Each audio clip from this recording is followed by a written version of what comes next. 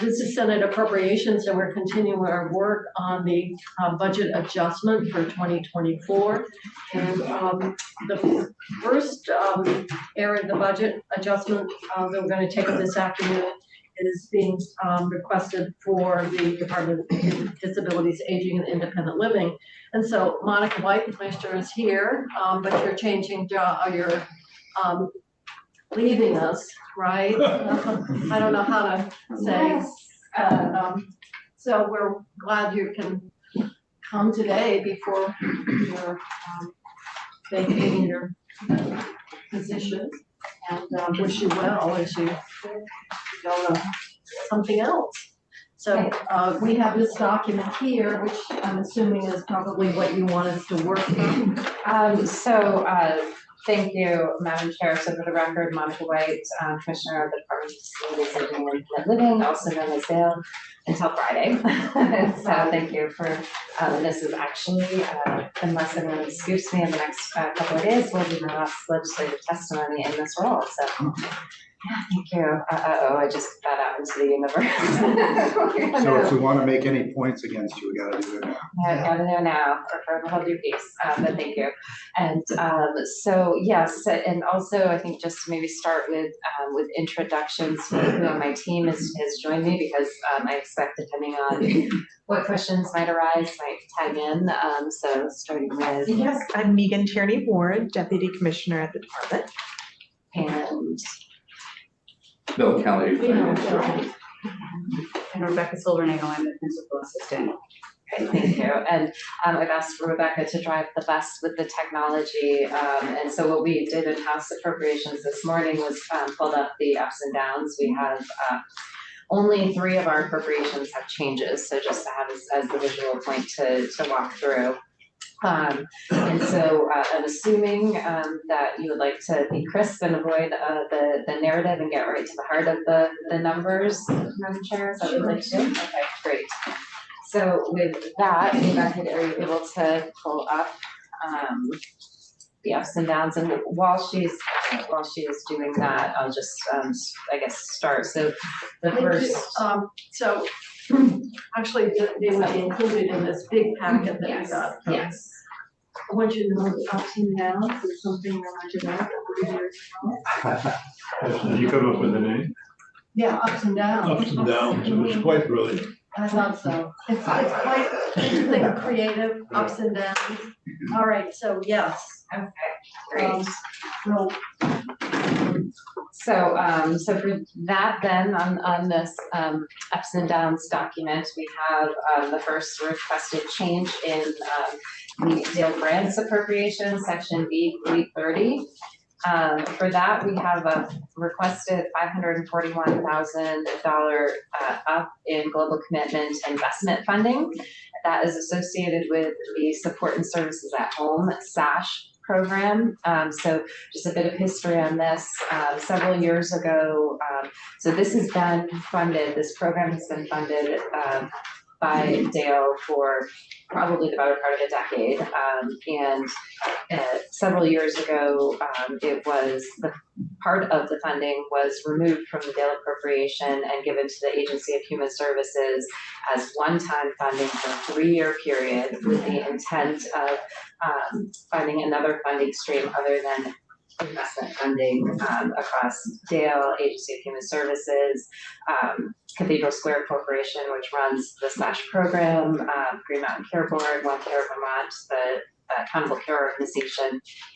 And during that time, there was not a viable alternative funding stream that was identified through a pretty considerable amount of work. So in order to maintain that program at its current level of funding, we are requesting to fund that at $541,000 within budget adjustment. And if there are questions. How many SASH nights do we have? We can get back to you with a specific number. I've got one rattling around in my head, but I'm afraid it might be inaccurate, so we can add that to our follow-up list. Well, it's been a while. Nancy Eldridge was at Cathedral Square when we started this kind of as a pilot. believe because of our waiver, we get Medicare participation, Yes. which is kind of a critical piece. So what you're proposing then is your funding sources to come to the general fund and. Through global commitment, but yeah, Right, but you yes. have to. Yes, it would be. Okay, and then the next item that we have is in our TBI, traumatic brain injury appropriation, section B 334. That represents a $300,000 increase in global commitment program funding, which represents a projected caseload utilization pressure of 4 additional people being served in this program this state fiscal year. So what is the total caseload now? I don't have that particular note in front of me. We can add that unless, Bill, do you have that right at hand? If you give me a minute or two, I think it's around 41. I just wondered what it looked like relative to the current caseload. So They tend to be quite expensive. it's Depending on about, the nature of the injury, but. it's right, it's about $75,000 per person per year is the budget for what we would, what we have in this budget.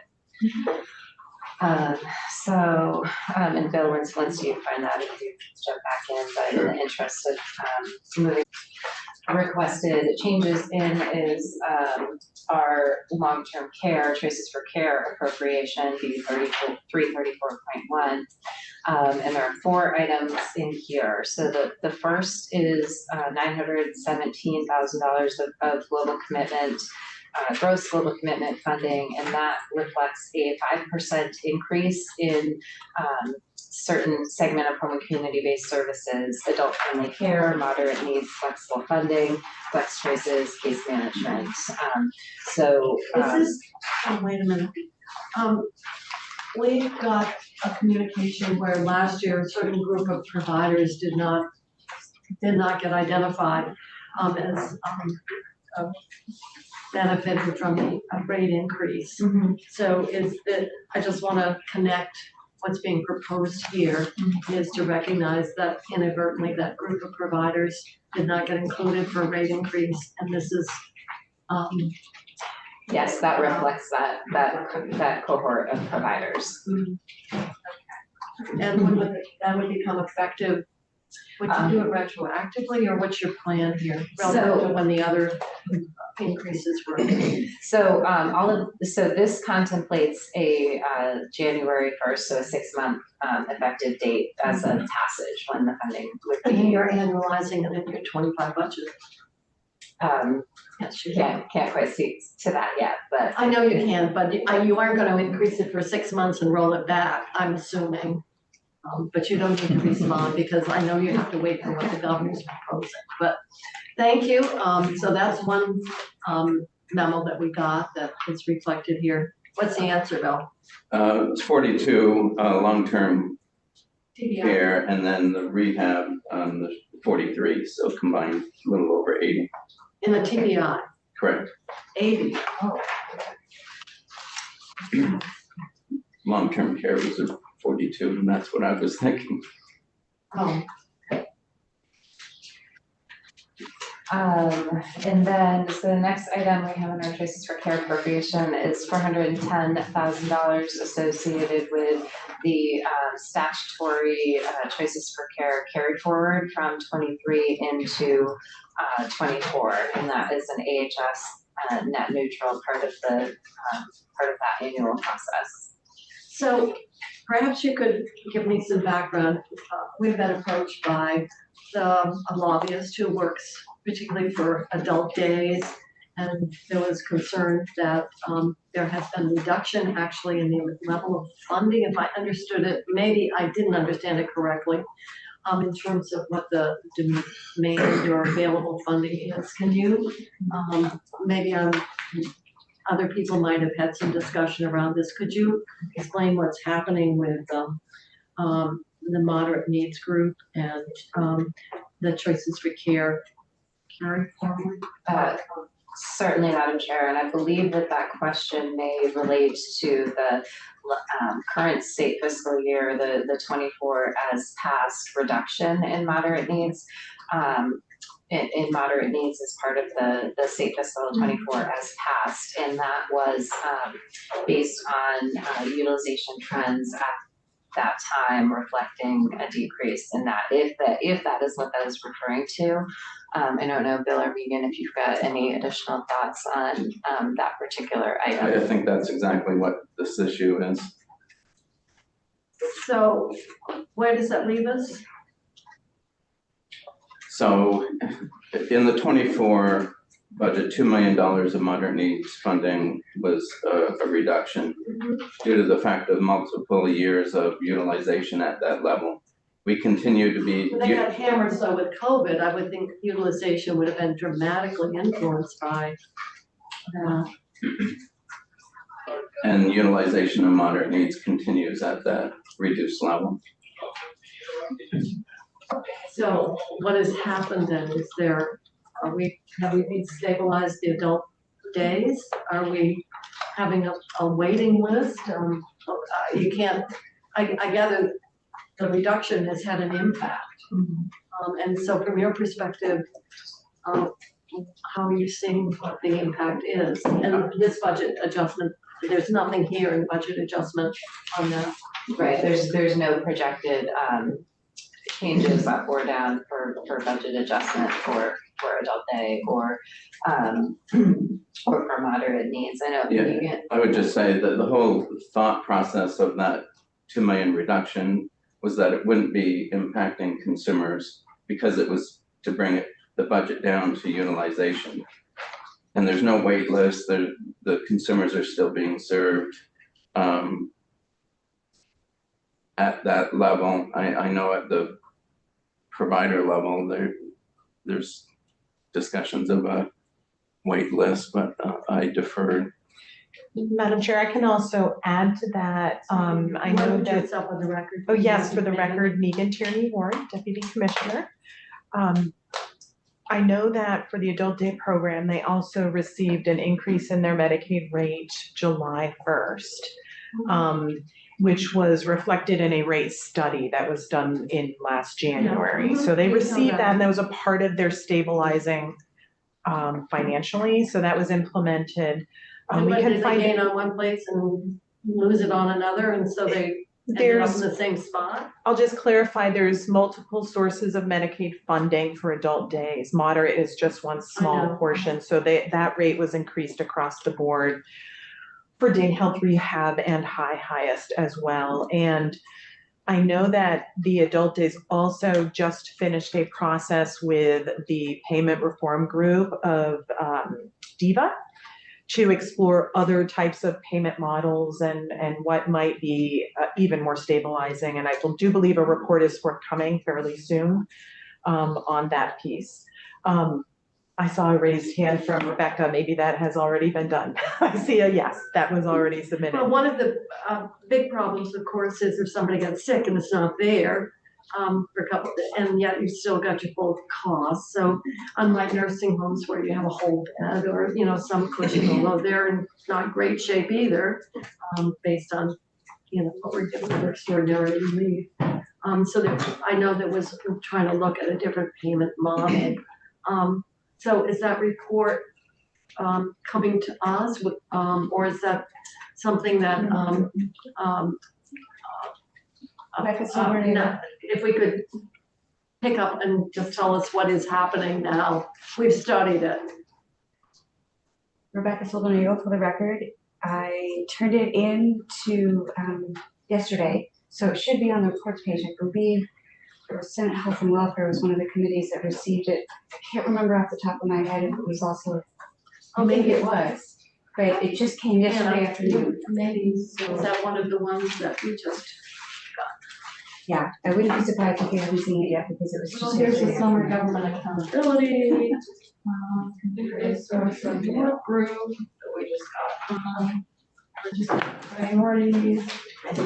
No, it's not in this folder. Let me see. But okay, so it's a report saying I would have to look. Or should we ask Eva, they're coming in, is it something they did in terms of looking at the payment methodology? Yeah, Senator, I think that would be a good idea. It was a combined effort with our program staff, who's not here today, with the DIVA rate setting folks. All right. Well, needless to say, we're hearing from the adult days in terms of the 2 million and the impact it's having. And I would imagine there've been some attempts to communicate back with you, but I would just like to add that 2 million, as you know, if there's no expenditures that adult days don't earn. And so if it's based on utilization, it didn't impact the adult days because they weren't earning the GC to begin with. So, for multiple years, that 2 million was never going to the adult days. okay. All I know is, obviously, some of the adult days, the utilization was greatly impacted by COVID, or some of them just ceased operation, I guess, or suspended for a period of time. So I'm just wondering what that historic utilization has been impacted by the pandemic. If that's what you were using for, setting the 2 million, you're probably making the budget balance as well. So, all right, I'm just trying to put the comments that were made to me in some kind of context, because I was the first I heard about it until a couple days ago. All right, so it's not here, and you didn't request, based on the information that you have. Anybody else? Jenny, did you get contacted? Did you get contacted? I just got this report. Oh. So the next item we have is a $17 million up associated with emergency financial relief requests for skilled nursing facilities. Anticipating that there will be potentially a fair amount of questions on this particular line item. Part of what we have seen driving the increased costs for skilled nursing facilities is traveling staff, which is enormously expensive, and as a result, we have had a number. Is it 10? I didn't write it on my notes page. Requests come in. And 10 to 12, because there's a few still in process. Right. So a number of requests that we have received for the first half of the state fiscal year, as well as anticipating additional requests coming in for the remaining 6 months of the state fiscal year, to the tune of $17 million gross global commitment to address this. No better service, maybe not even as good a service as you'd get from your own local nurses. And the money's getting shipped out of state instead of staying here. That's Trying to get more nurses into the system. Yeah, we are. We've got to graduate more. But we're working on that. Yeah. By expanding our nursing programs. But we also know, certainly with the rate setting in the base year, it just, the costs have been so dynamic, that it's, hasn't been reflective of the operating costs in this environment. Maybe I think we're seeing some improvement. That's what I'm hearing in terms of, vacancies and I getting. spoke with a nurse 2 days ago. They said of retention, they felt like there was not an excess number of nurses, but that they'd get 2 in, but then 3 would quit. A difficult job, but contract nurses are very, any contracted service, whether whether it's nurses or any other health professionals, so. And I think it's accurate to say that it varies certainly by facility and in various areas of the state. Mayo Skilled Nursing Facility in Northfield recently announced that they are 100% agency free, which means that the entirety of their staff is local, which is truly phenomenal, and speaks to really their great efforts in getting to that point. So it is varied by facility, by geographic area, that sort of thing. So there's intermittent pockets of that progress. It creates morale problems within your organization because two nurses working side by side and one's getting almost double the pay. The nurse that's been with you for 10 years and so, I mean, it's just a bad. Sort of like the motel program. Yeah. It's, It's not a good Very program, but it's expensive. the only one. That was in reverse, so. Yeah. Well, hopefully we're gonna see some improvement. The work, it seems like the labor force is coming back a bit. I'm on the board of a residential care facility. Their hope, I think, next month to be totally free of any contract nurses. So,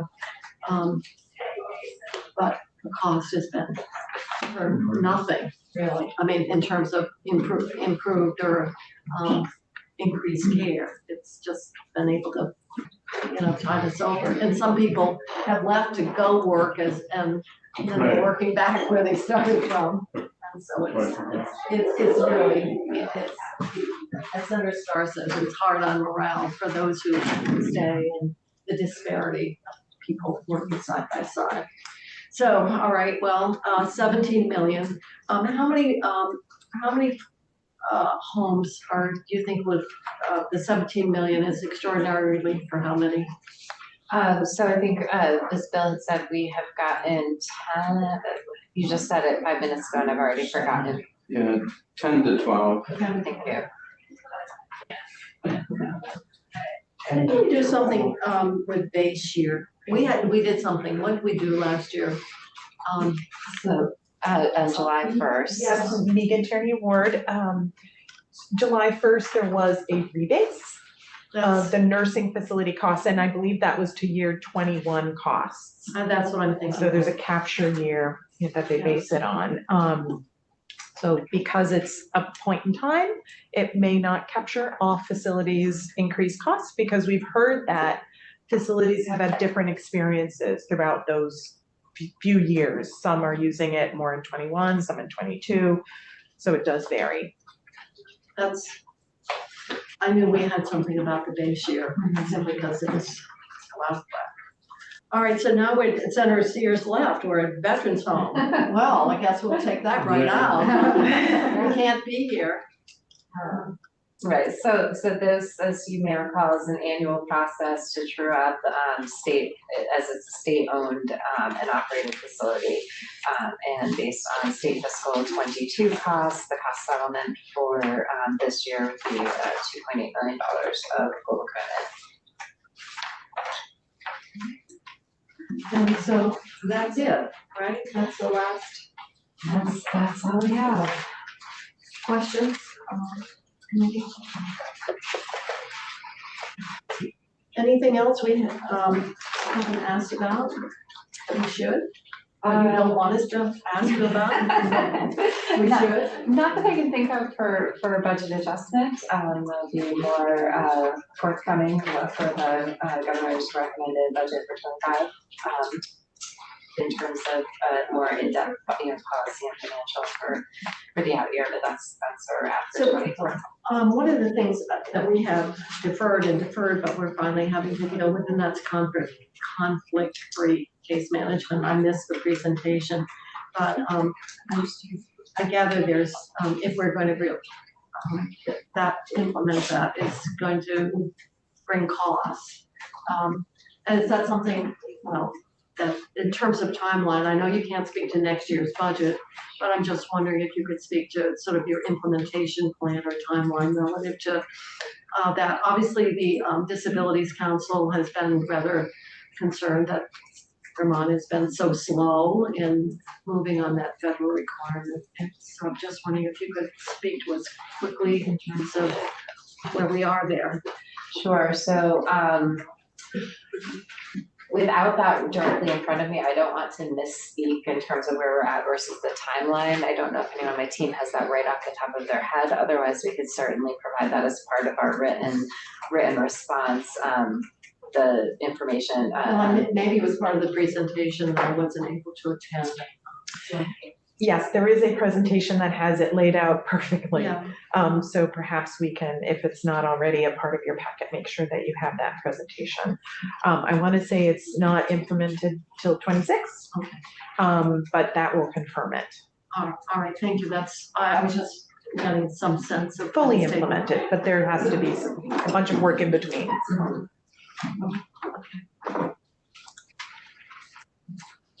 Who are you looking for? Senator Clear, Senator. Senator Lyons, right here. Good work. Thank you. I'm sure it's a love letter, Judy. Exactly. Yeah. Any other questions of the commission? Otherwise, we can move on to, I can keep my schedule uncovered here. The next is 2 o'clock, and we're moving on to Department of Mental Health. Are they in the hall? Because they're not here.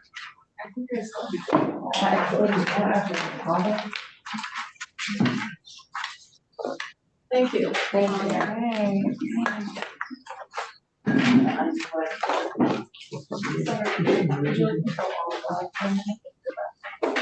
No, I will just say, because I think they should be in the hall and ready to come in.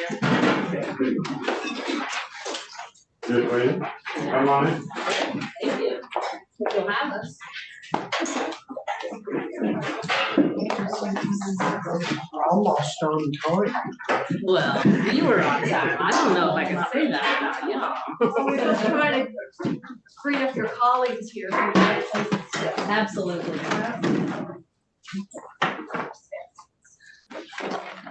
There you go. Hey. We will, yeah, I was just gonna let them go through. I have like, so it's unplugged from the thing. Okay, where is it? Oh, there it is. Okay. I know. Yeah. Doing the AHS shuffle here. It was an excellent fight. Take care, everybody. Bye. So, we're moving right on, and we have, She said she was leaving. yeah, usually leaving. Well, it's easier if you're going to all the information. Then you feel better. So committee, our next, department, I really don't think that there's too many moving pieces here, relatively speaking, Department of Mental Health, so we have the commissioner and staff. If you want to introduce yourself for the record, I assume that maybe you're doing things interchangeably, so we'll just put it on the record all at the same time. That sounds good. Thank you. For the record, Emily Hawes, Commissioner for the Department of Mental Health. Good afternoon, Shannon Thompson, the Financial Director for the Department of Mental Health. Allison Crump, the Deputy Commissioner for the Department of Mental Health.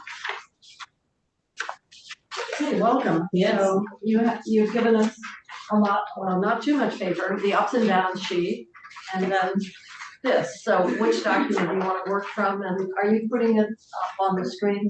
Okay, We'll be working from the ups and downs sheet. all right. And I will be turning it over to Shannon Thompson to read us through that. Go ahead, Shannon. Okay. So the first item we had, does everybody have it in front of them, okay? You're talking about section B 314. According to the ups and downs sheet. Are you doing ups and downs of the narrative? I'm sorry, we're going from the narrative on the. Oh. It should match though. Well, I hope so, but the question is, what do you want us to look at? We've got the ups and downs. Contracted nurses pay. It should, yes, they follow the talking points. Did you get the talking points document? I don't know. Yeah. Oh, yes, I did. There we go. All right. So the first item is a gross dollar amount of $2,772,735. And it is all general fund because it's supporting the Vermont Psychiatric Care Hospital. So the hospital's still experiencing vacancies in direct care positions. While we've implemented. You have 50 at the current time? Yeah, 50. How many nurses total? 50 is of how many? 50 travel nurses. Right, is it 50 travel nurses of 100 nurses total or 55? So there are 35, do you wanna? No, go ahead. There are 35 nurse positions at the hospital. A few of those are filled, but because we have also mental health specialists and other direct care positions that are critical to being able to keep the beds open, we've had to fill some of those beds as well, some of those positions as well with travel nurses. You have nurses that are not filling nursing positions, but other needed positions? Did I Yeah, mental health understand that? specialist positions, and that's a mixture of travel mental health specialists and travel nurses, depending on the skill sets needed for that particular shift. Have you seen some improvement in terms of the number, or your reliance on travel nurses?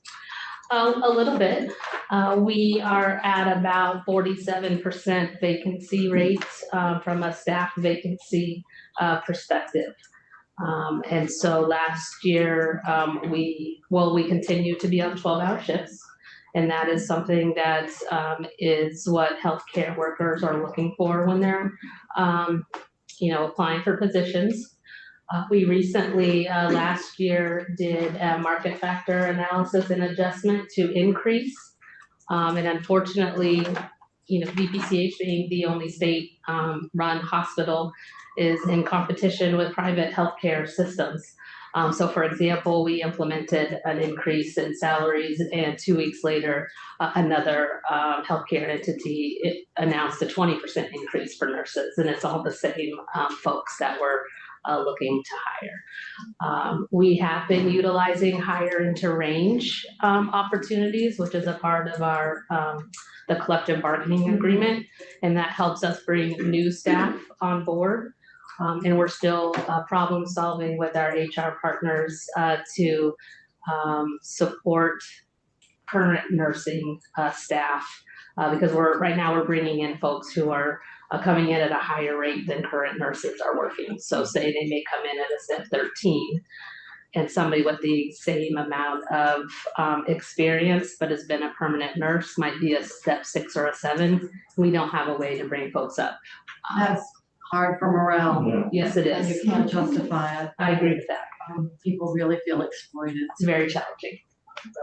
So how many patients do we have that these people are taking care of? Sure. The hospital has enough staff to serve 21 patients. There's currently 9 folks admitted there with 1 referral pending. So what is the staffing ratio then to patients? If we have 9 patients and staff of what? 50 travel nurses plus your permanent staff? Like I said, we're staffing to serve 21 folks. And so we're relying on what the system presents at any given day or time. And so folks who are coming to VPCH are either through the criminal process or involuntary and require a high acuity level of service. And there has been a decrease in those individuals presenting at emergency rooms needing placement. Does the hospital serve voluntary? No. That need that level of care? No. No. Okay. Senator Starr and. Yes, so the total number that you patients could be up as high as 21. Yep, the hospital goes up to 25, but we have cut recruitment or bringing on more travelers to serve 25 folks. We've cut that off because we have such a buffer of open beds. It doesn't make sense to bring on that many nurses. But we're running less than 50% occupancy. Depending on the referrals, yes. So 2 weeks ago, we were at 13 folks who were admitted there, and we've had some discharges since then. And the need for that level of care. We can't always tell when folks are gonna present as needing it. But you're correct, we have 9 folks. Do you recall when we were at 60%? Well, I recall when we've been at 100% at 25 folks pre-pandemic. We have been up to 21 as of last year. We had a transition of a medical team. The UVM Health Network ended their contract with us to supply psychiatric psychiatrists. So we transitioned that contract. When we did that, we had to drop down because there weren't enough doctors to serve folks, and we're still making our way up from that transition. Yes. And you can't take juveniles. We cannot take juveniles. They would go to the retreat. Yes, they would go to the retreat. If they have a spot. Yes, and the retreat currently has, I believe they have open youth beds, depending on what the needs are. So that problem that we have where youth were just stuck in emergency rooms is abated. No, it really ebbs and flows. There are a youth might be in an emergency room who's voluntary, and they're still trying to figure out if that individual needs a hospital level of care or could be safely discharged to a crisis bed or something like that. But a month ago, there was quite a long list of youth who were waiting for placement, and there was not availability.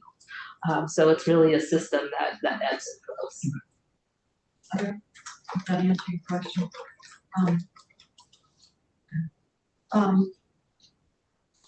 One of the things that we're obviously hearing, and that is children's mental health, and we hear that a lot from our schools.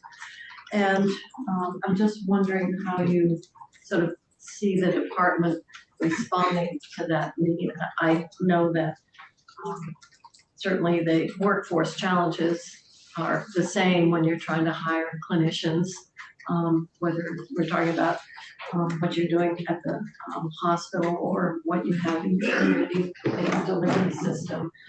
And I know I don't see anything here, but I was just wondering in terms of what is your thinking in terms of how we as a state can best address what seems to be a fairly significant need, or and I know that gets into certainly school-based matching, and historically there's been some concern about the community mental health system not being able to respond to the needs of schools experiencing them, and yet the benefit, of course, is the Medicaid match as opposed to all state dollars.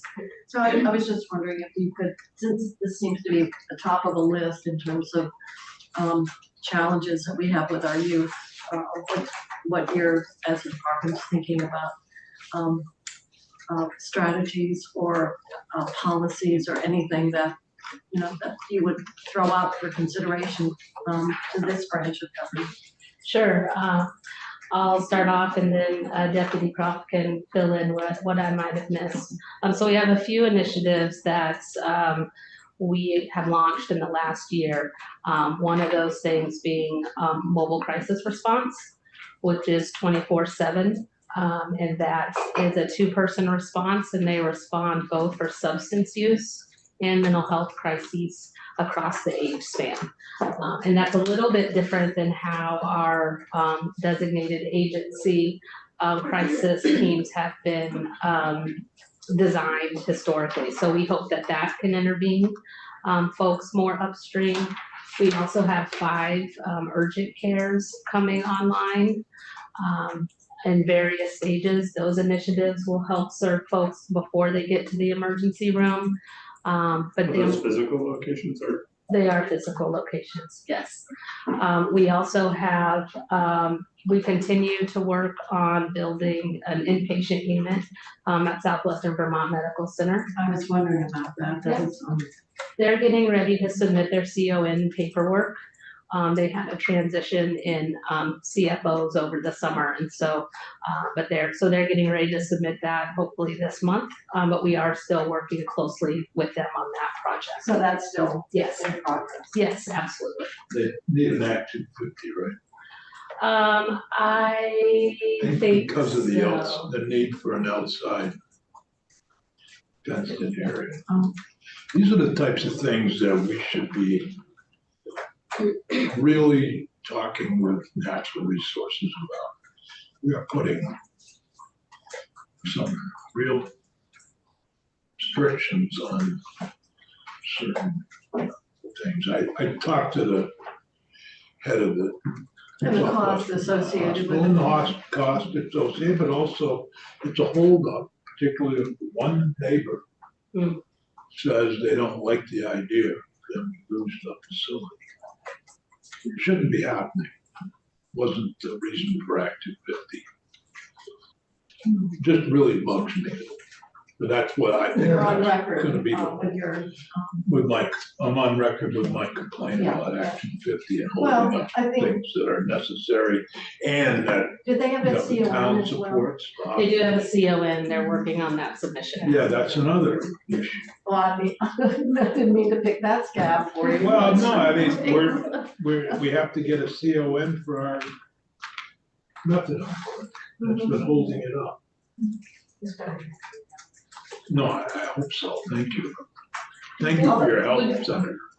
I guess this does certainly raise a larger with substance misuse and co-occurring, and when the majority of people, in fact, have both mental health needs and need addiction services for treatment, and how our funding reflects that reality, because their treatment needs don't fit across departmental lines, and so who pays for it usually ends up a matter of debate. We used to have that with autism. Is it a mental health issue? Is it a developmental disability issue? Whose pocket does it come out of? Ultimately, it has to come somewhere, but then how you put the pieces together, and certainly the severity. I was talking to the folks at Valley Vista, and they said the complexity of the cases that they are seeing coming in for inpatient treatment.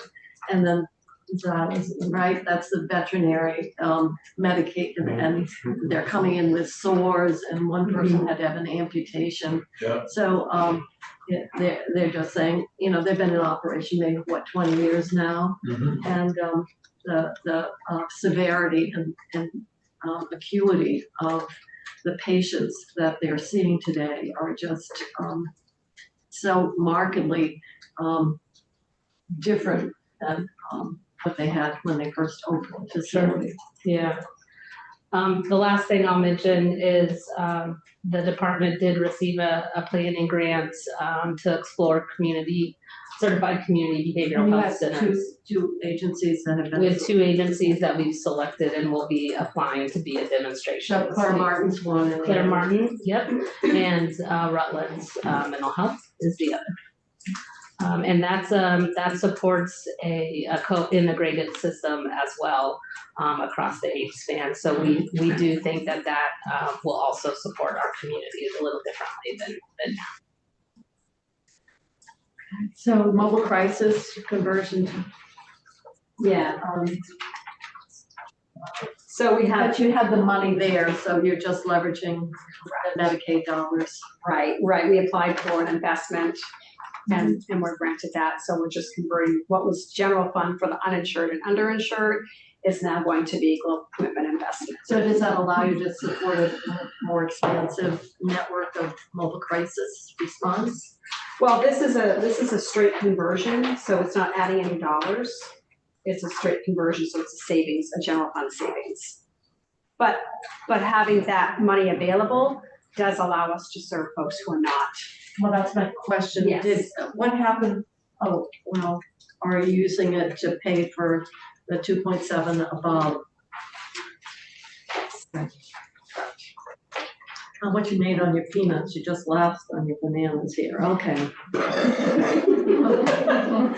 Well, I've never heard that phrase before. Wow, it's a popular one. Among others. Chicken mugs with it on there. Okay, yeah, all right, and then PMI. Yes. Oh, don't emote, Senator Sears. I'm Just not gonna say a word. Don't, we know. Dumb system.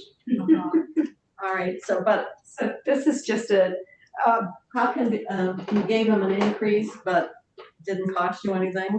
it didn't cost as much as was projected. Yeah, right. It's not to build on their strengths and which old children their homes. What are you talking about? Oh, you're reading the text.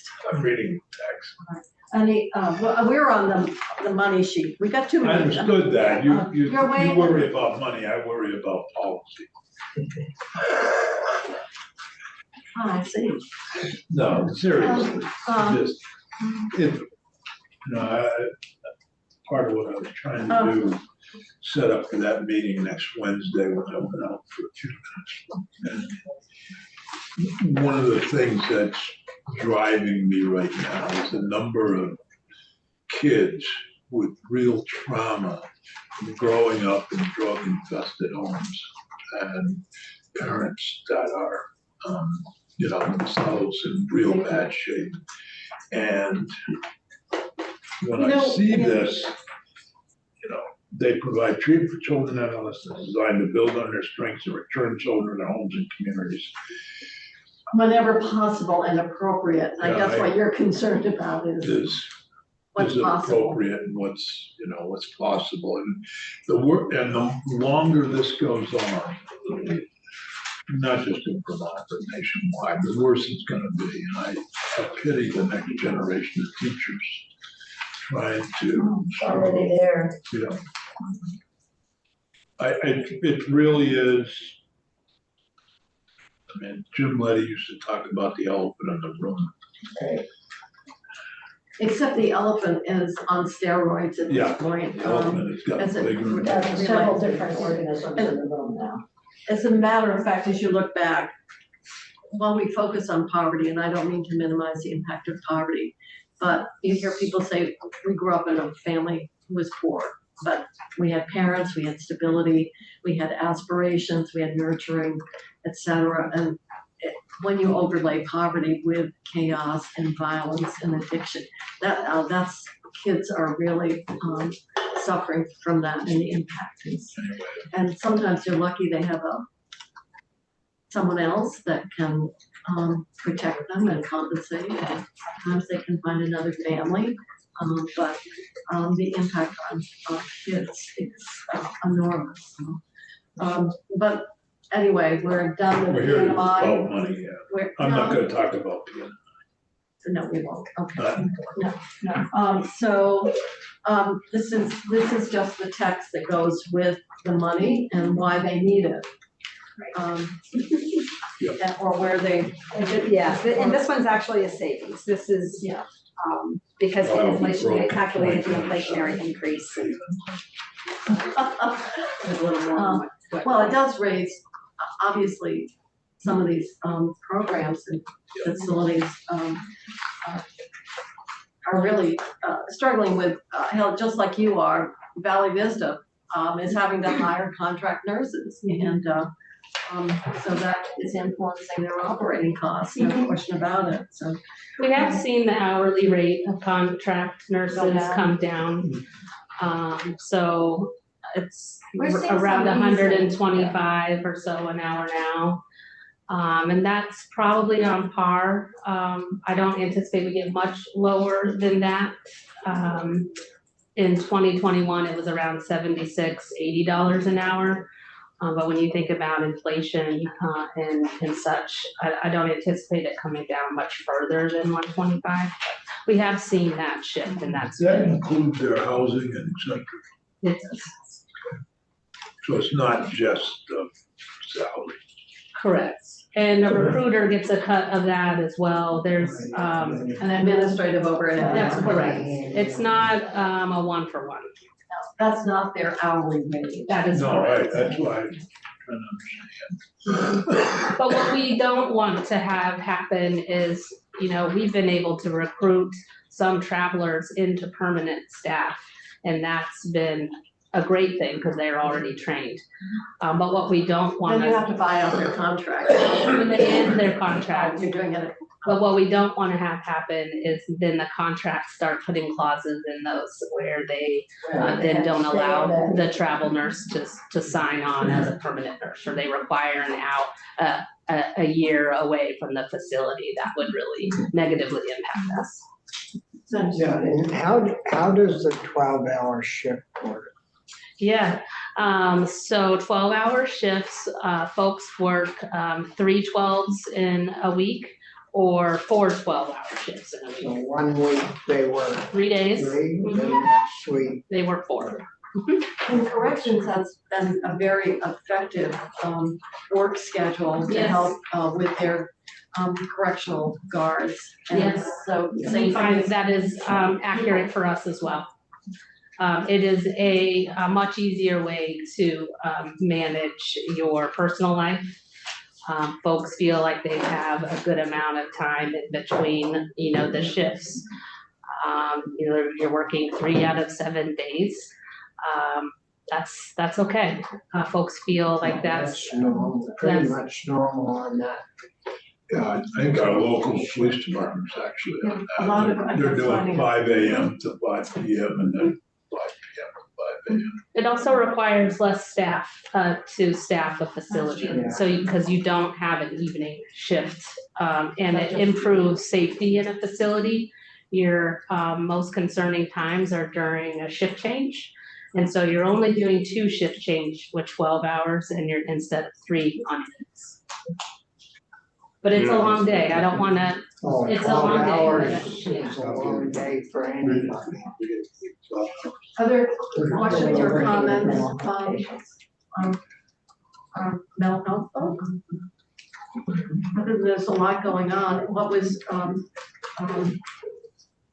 certainly we're getting some good feedback about the embedded clinicians in the law enforcement, and Morning Fox going over to me was an indication of how our public safety folks really value and find that having so many of their call-outs are really mental health rather than law enforcement response. So it seems to have been well received, and we kind of forced it on public safety, if you remember, right here in the budget, for those of us who are around, but the department seems to have really embraced it, and I think, certainly hiring someone out of the mental health field is indicative of their support and value for this approach, so that seems to be something that we can say. Somebody who's very passionate about it. Yeah. He really believes in it.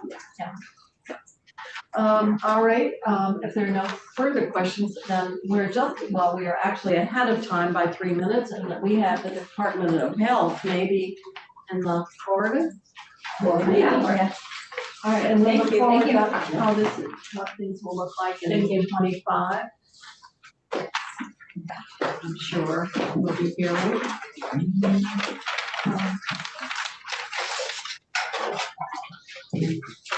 If you see them out there, just send them in. You got it. Nothing yet. No? Nothing yet. Oh, 5 minutes. No, 3. Oh, 3 minutes. 3 minute break. You talk a lot about that in your committee? We're gonna be talking more. I hear. Yeah. Thank you. It's good. Appreciate it. Thank you.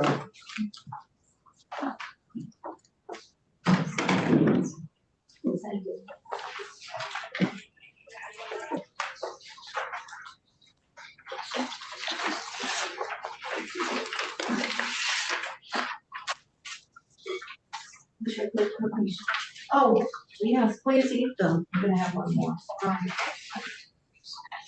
As I said, I made about 400 of them. Oh, good. I don't feel guilty about eating them. I almost feel guilty about bringing them in, but, we'll see. You still have 400, or you made 400 and I made 400. I must, bet I have 80. eating 300. Well, I might, maybe about 300. Well, I make like 14 or 15 varieties.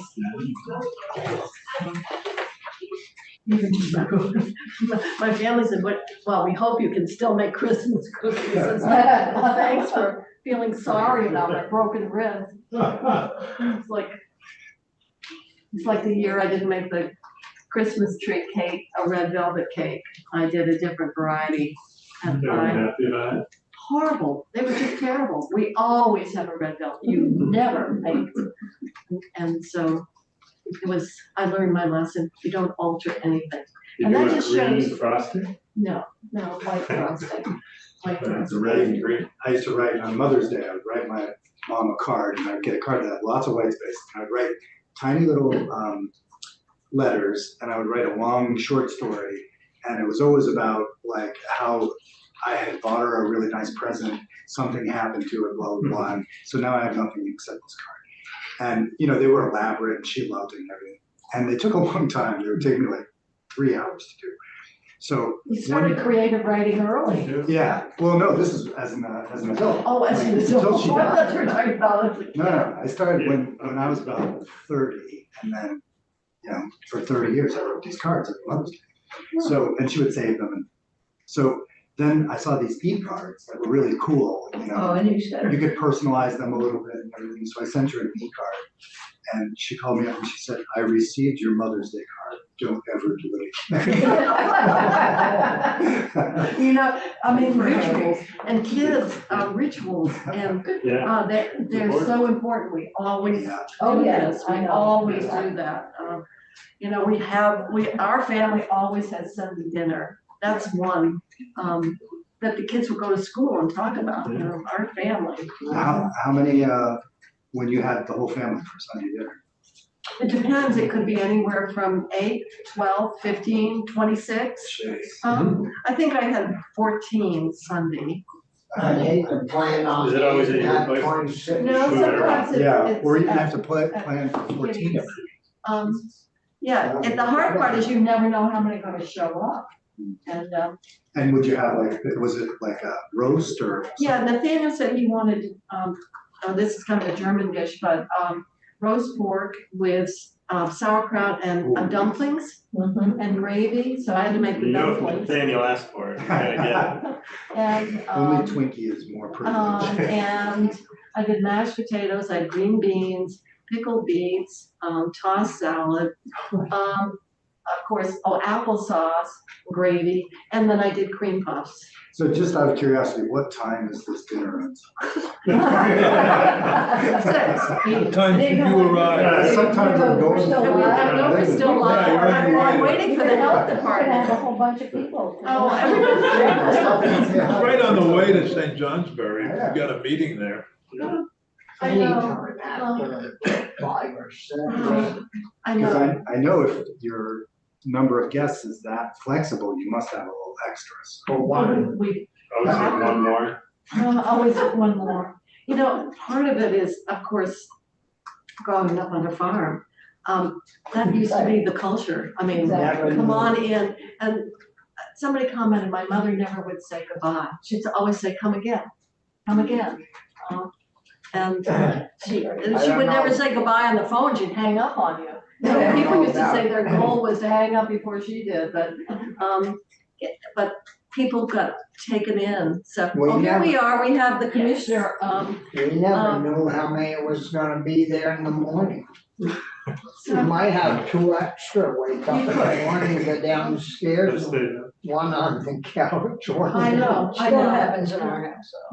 I remember one time in a terrible snowstorm, a car carrier, the driver was from New Jersey and he wasn't familiar and he couldn't make it up the hill. Oh. And my mother, the total stranger, said, well, come on in and spend the night. And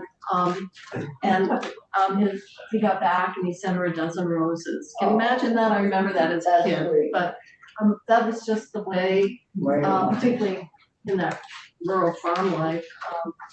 So she would say to kids, well, things are tough, why don't you come here for a while? So we have Commissioner Levine, and we're gonna get started because I think your budget adjustment is not too complicated. I don't think it'll tax our gray cells too much, but you're welcome to present your budget adjustment request and any other questions that might pop up. You've obviously been listening to what we have for dinner and family life, so hope you found it somewhat interesting. Do you want to mute it, put yourself on record, and we'll get started? Thank you for inviting us, and you're right, we won't hopefully overtax you. And I have to make a comment. I can actually make out every committee member on this Zoom. Many of the House meetings we have, it's like you couldn't even see the person, never mind that there's many people, but you couldn't make out who's talking or what they look like. So this is an advance. So I'm Commissioner of Health, Mark Be sure to let the Levine. House know. Yeah, that doesn't matter about what they know anyways.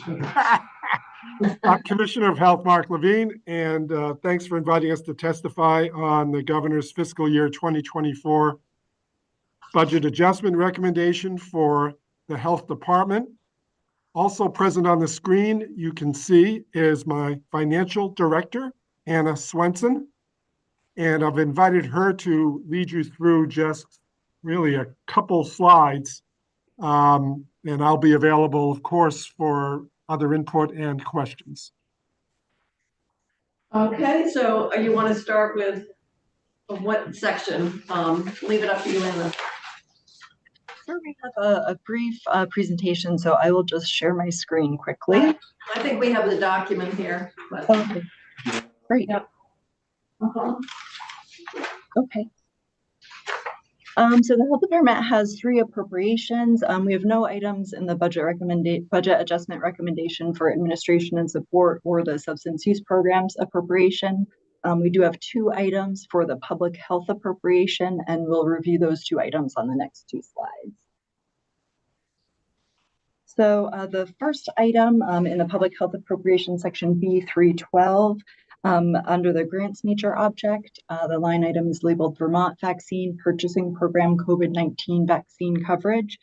So this is a total increase of $7.8 million. It's $6.1 million of special fund and $1.7 million of global commitment.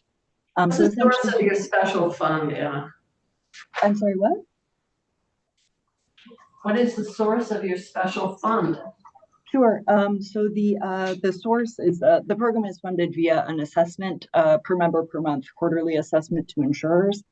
So there's a dedicated special fund through which the revenue and expenditures associated with the Vermont vaccine purchase. Thank you. I just think, people sometimes wonder what, sorry. And that is, so that is to actually meet the cost. Can you explain why you need the budget adjustment? Is cost higher? You've got ability to do more. What is the reason for your increase? Yep. So actually the COVID-19 vaccine was added to the program in state fiscal year 24. So that was an additional cost to the program. And so the budget adjustment is to accommodate that increase in costs associated with adding COVID-19 vaccine to the program. Okay, just that one vaccine.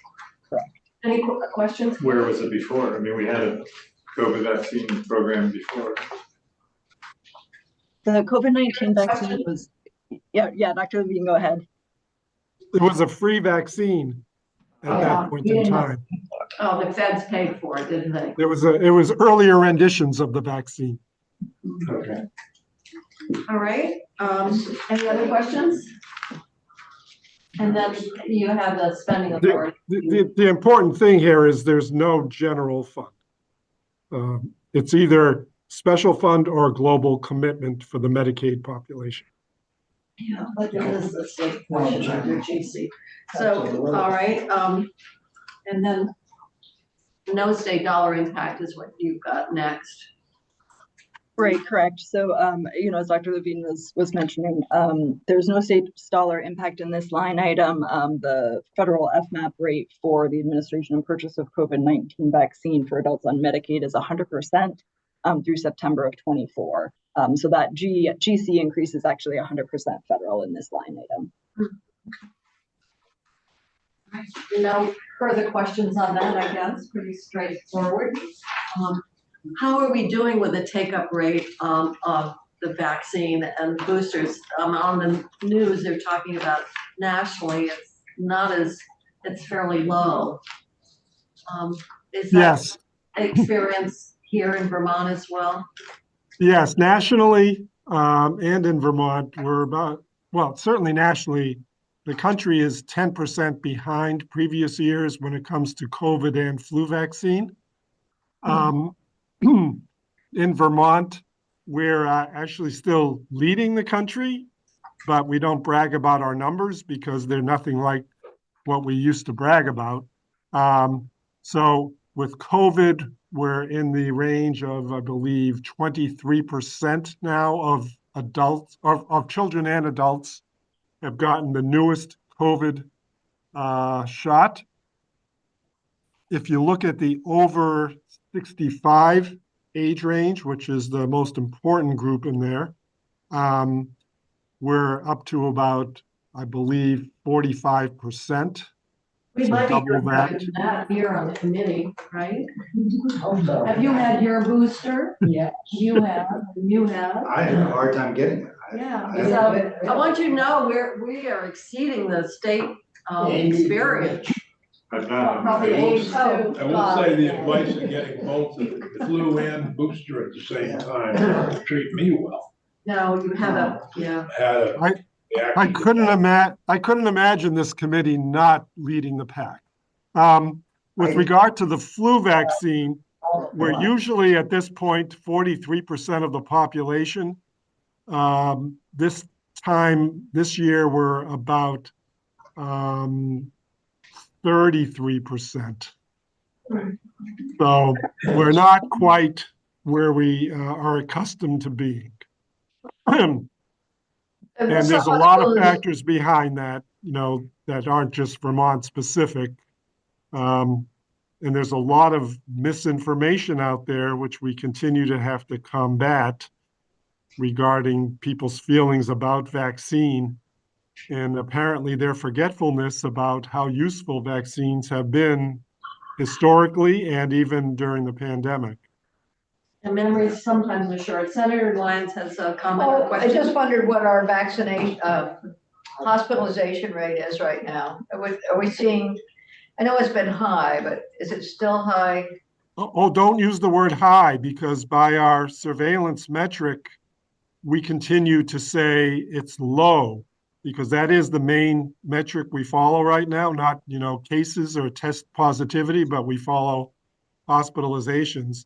And so even though they were higher last week than they have been, in fact, they were double what they've been, we still had a low level based on the community surveillance metrics that we use with CDC and how we define low.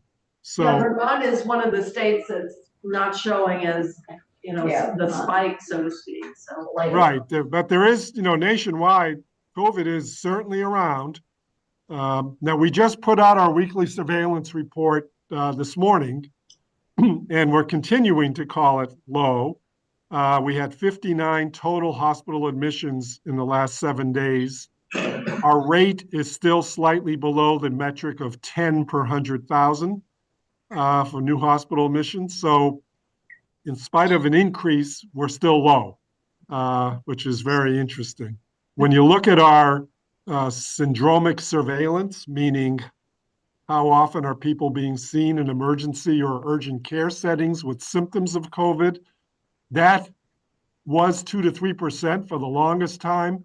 Last week it was 4%. This week it's 5%.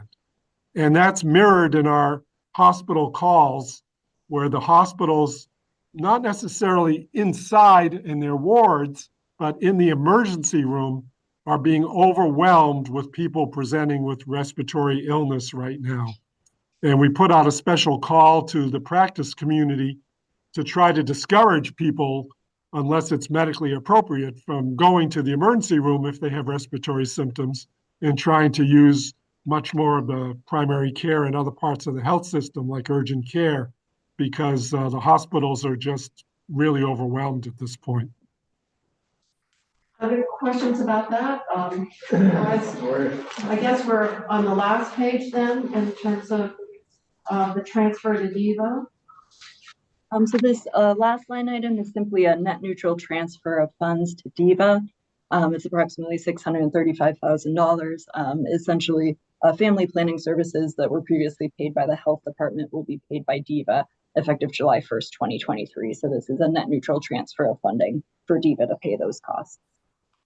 Okay. And what about Title 10? This is obviously independent of Title 10. Isn't that Title 10?